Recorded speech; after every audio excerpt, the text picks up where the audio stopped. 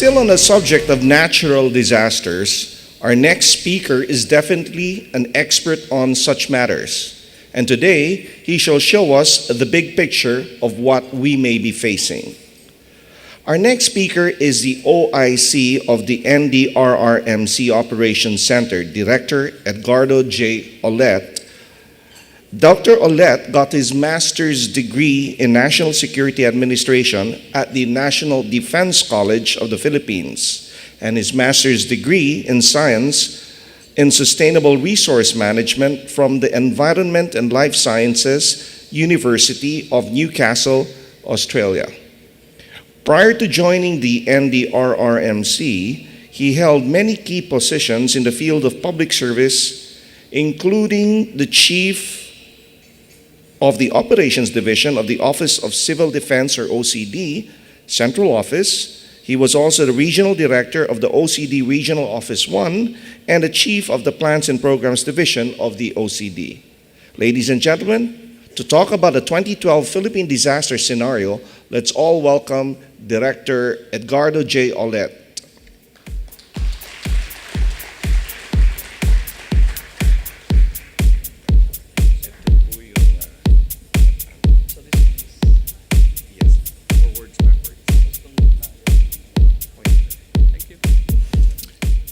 Good morning, ladies and gentlemen. It's my pleasure to be given an opportunity to have a short lecture on the 2012 Philippine catastrophe scenario. On behalf of Undersecretary Benito Ramos, much he desired to come today. We are still on a red alert because we're still monitoring the outgoing Typhoon Nina. Today will be the final bulletin issued by Pag-asa. So more or less for the weather outlook for the rest of the day and the weekend, we will have a sunny weekend. Good morning again, ladies and gentlemen.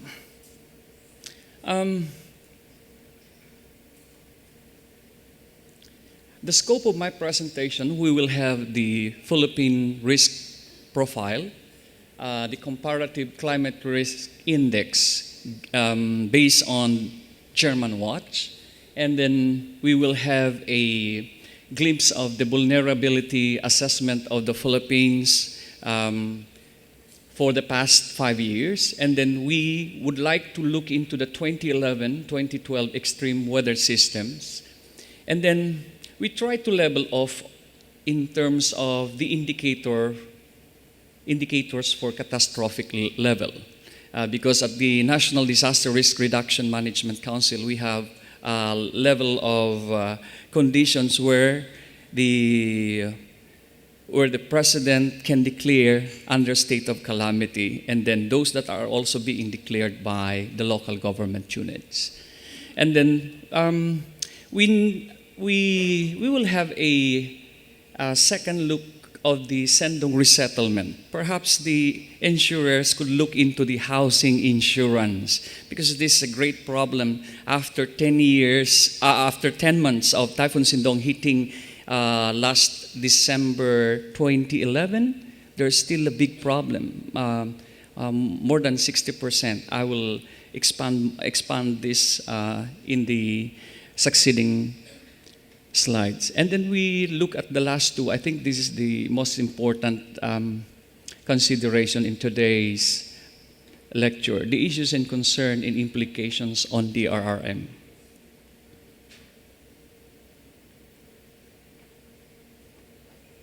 Okay, in a nutshell, the Philippines is a favorite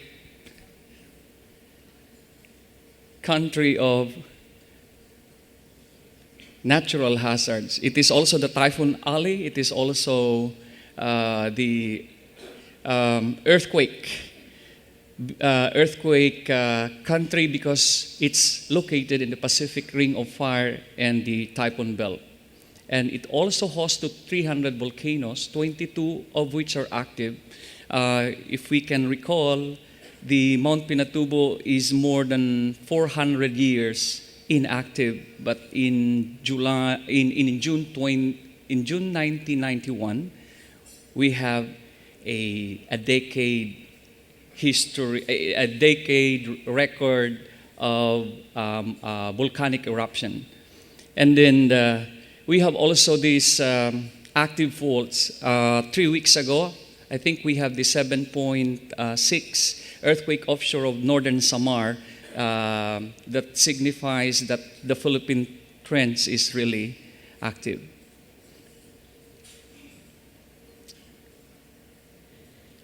Annually, the country experiences an average of 20 typhoons. We are on the 17th typhoon that entered the Philippine area of responsibility today. So we have barely, I think, 4 more typhoons to come in before we exceed 2012.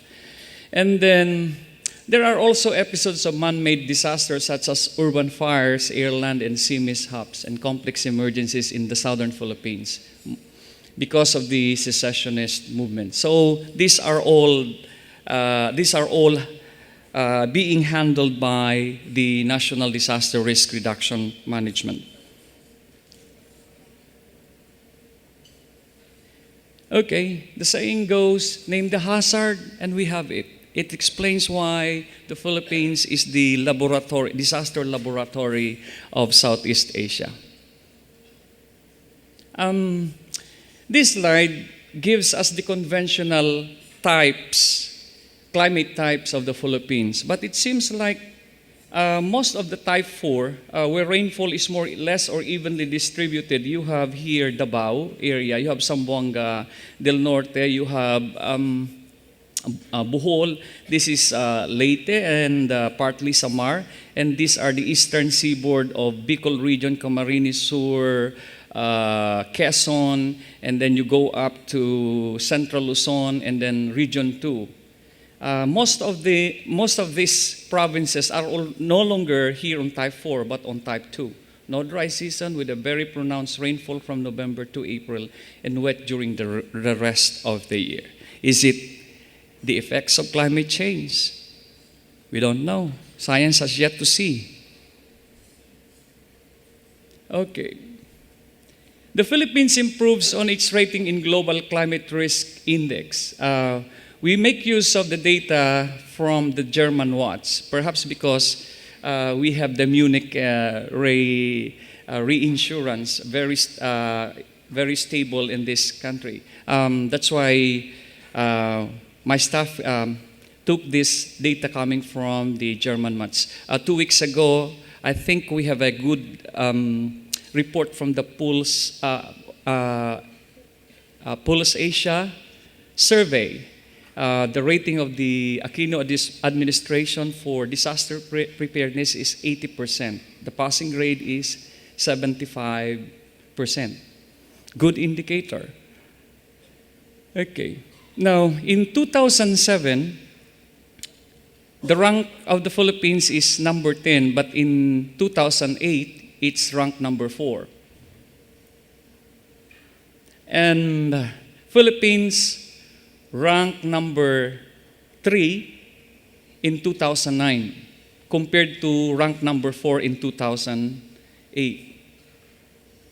In 2010, it seems that Philippines is ranked 14. The other countries were hit by several disasters. That explains why it sank to number 14. So in a nutshell, the geophysical location of the Philippines is being blamed the cause why the Philippines in the World Disaster Index ranked number 3 after Vanuatu and Tonga. According to the climate projections from Pag-asa, the Philippines, the current climate change trends exhibited increasing temperatures. Mean temperature increased 0.57 degrees Celsius and average of 0.01 degrees Celsius per year increased from 1971 to 2000. That explains why we're not only contending with typhoons, but also the more traditional and seasonal, just like what had happened in August 7 to 11, 2012. It's just a simple southwest monsoon enhanced by a tropical storm. But it reminds us again of what had happened in Typhoon Ondoy in Metro Manila.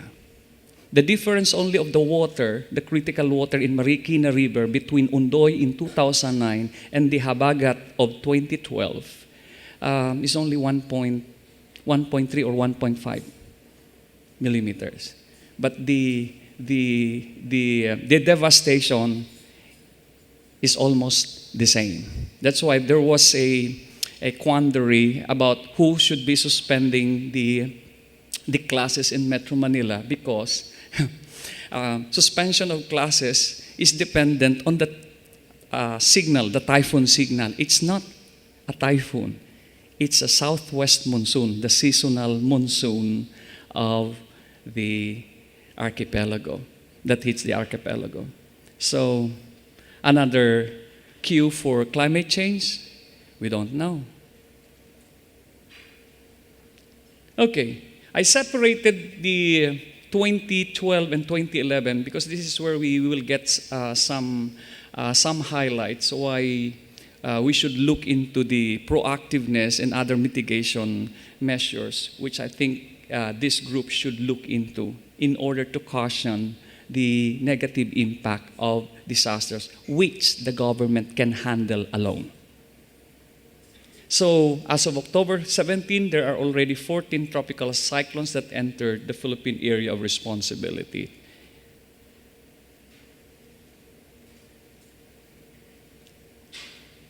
Okay, this is Typhoon Hiner, which entered Philippine area on July 28 to August 2, is considered one of the most destructive tropical cyclones this 2012 based on the estimated cost of damages. Now, for the past 17 typhoons, none of them crossed the archipelago. Most of them deflected, but they still register a high damage and loss in our country. Okay, this is the path of Typhoon Hiner. Usually, the typhoon has a 600-kilometer diameter. That's why the weather system here on the western part of the Philippines is being enhanced by these typhoons. That's why we still experience this torrential rains. Habagat is one example of that.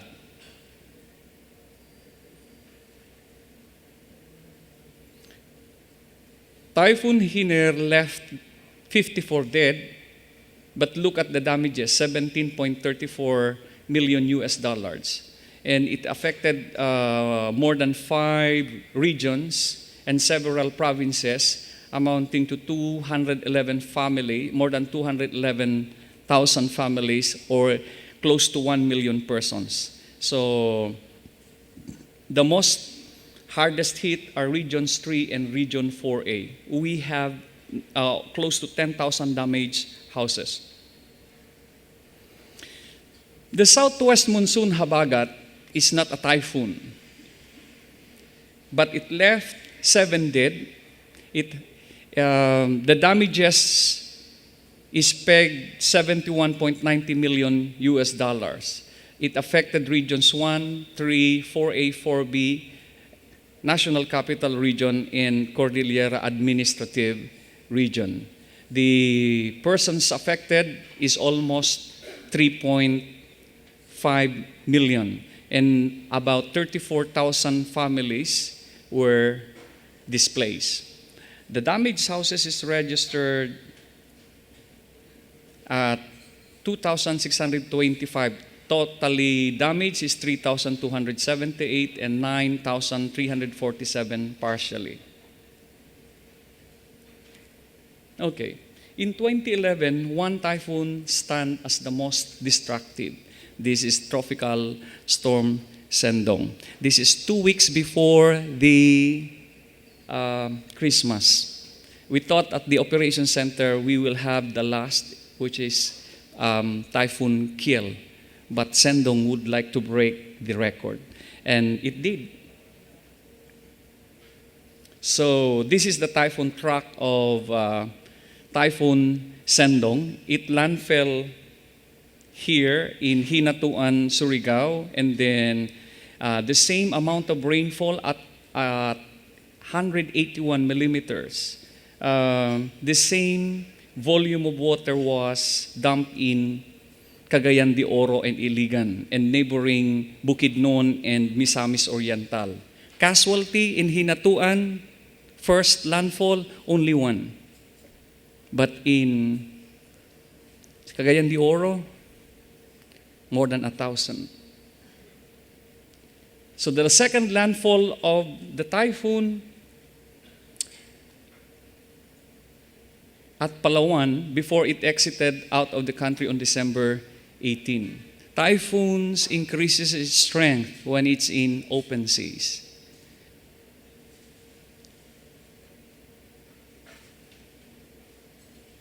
Okay, this is the record of Typhoon Sendong. 1,268 dead, and the missing double the number. And almost 1 million persons affected. Most of these are located in Cagayan de Oro River. In Cagayan de Oro, there are 8 subdivisions that were affected, and most of the houses were devastated, and 5 in Iligan City. So the cost of damages is pegged at $49 million US. Let's look at some of the indicators that we use in terms of determining whether a disaster is catastrophic. There were 3 typhoons that were declared under state of calamity by the president. This is important because some of the risk finance mechanism by World Bank, by World Bank, the CAT DDO, is triggered by the declaration of a national state of calamity. In terms of comparison, Pepeng has the highest cost of damages. Most of the growth centers in the north, you have Baguio City, the eastern Pangasinan, the western Pangasinan, these are growth centers. This explains why the cost of damages is higher than Ondoy. The amount is $650 million US. Ondoy ranks second with $261 million US. Sendong registered $49 million US dollar. This could be explained by displaced communities are concentrated only along Cagayan de Oro. All other parts of the city are not affected. Hiner, we have only $17 million US. So, does it mean that if the cost of damages is higher than the 20 million, could it be declared already a state of calamity? Cost of damages is only one of the indicator. The other one is damaged houses.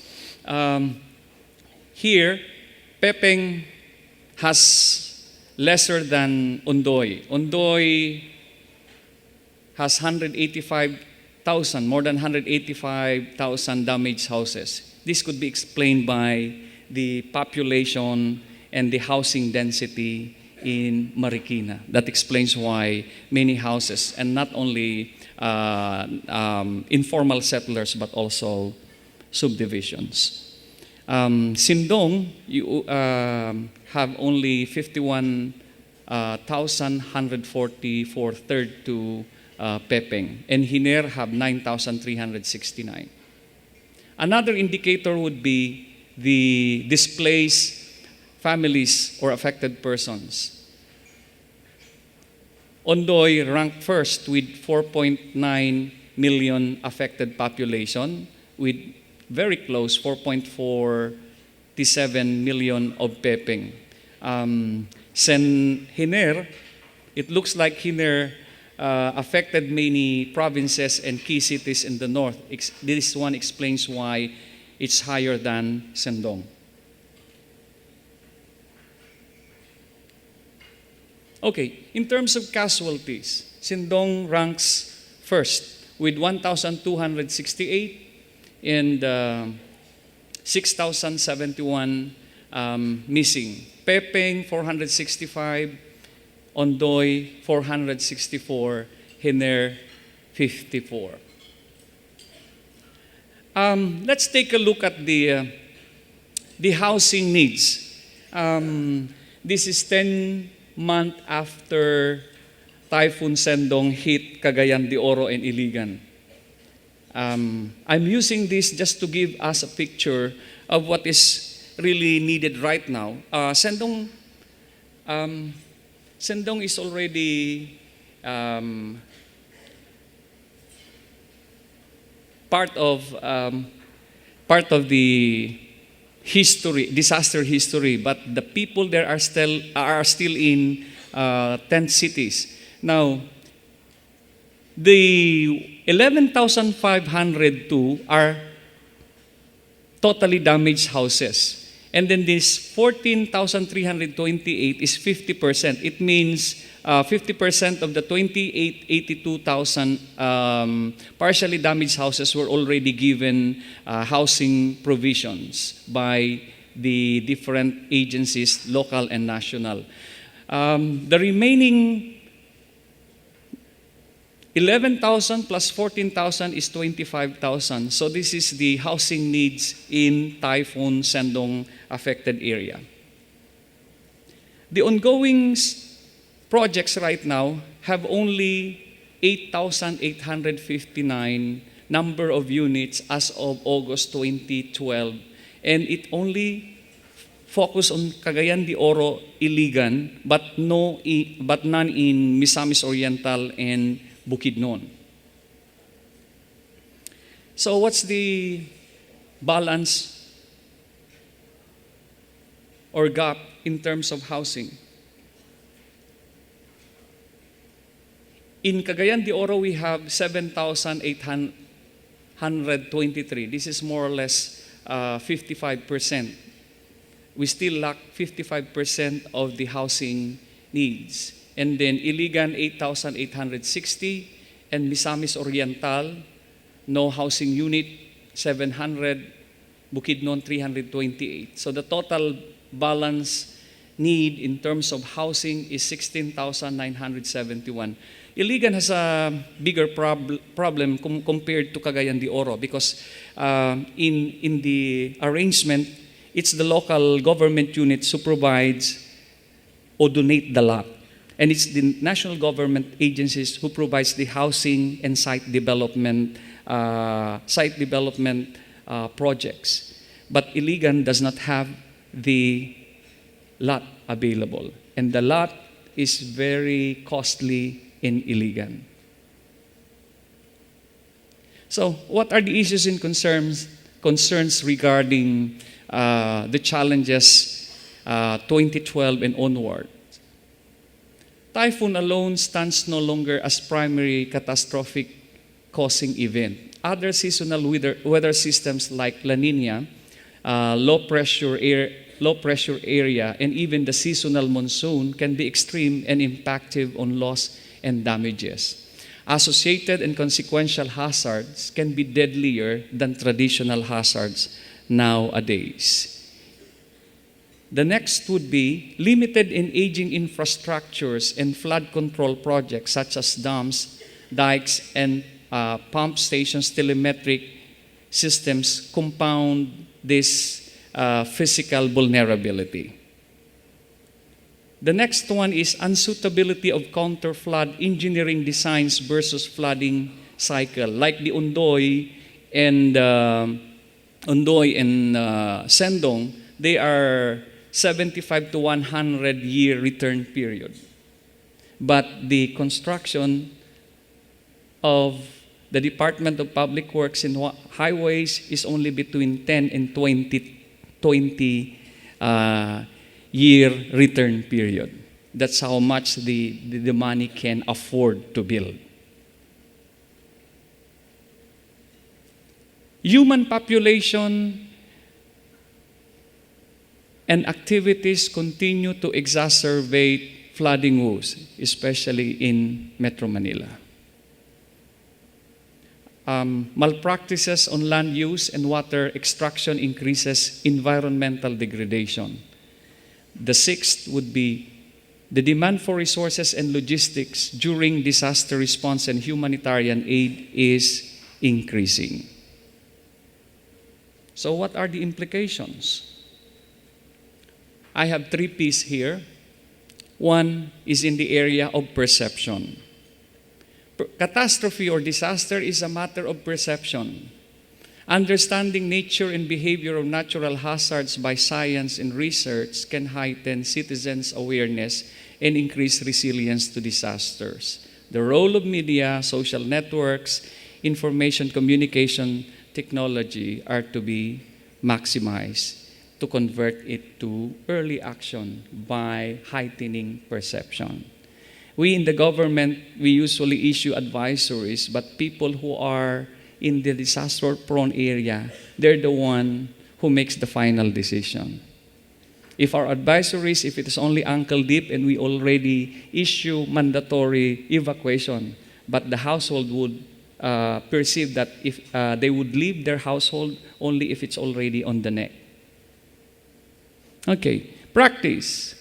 Survival and security are everybody's responsibility. Shifting from reactionary to proactiveness demands change in value system. I think even in insurance industry, we have to let the potential clients to see the responsibility in terms of security and survival. The only way we can convince them to invest on proactiveness. It has something to do with value system. Most Filipinos, or almost Filipinos, do not prepare for something that doesn't happen in their lifetime. Preparedness and mitigation measures are practical avoidance of loss and damages. The third, which I think hinges on this forum, partnership. Loss and damages can be cushioned and minimized through institution and capacity building. Options for ex-ante and post-risk financing mechanism can be explored as a disaster risk reduction and management strategy. Filipinos are known to be resilient.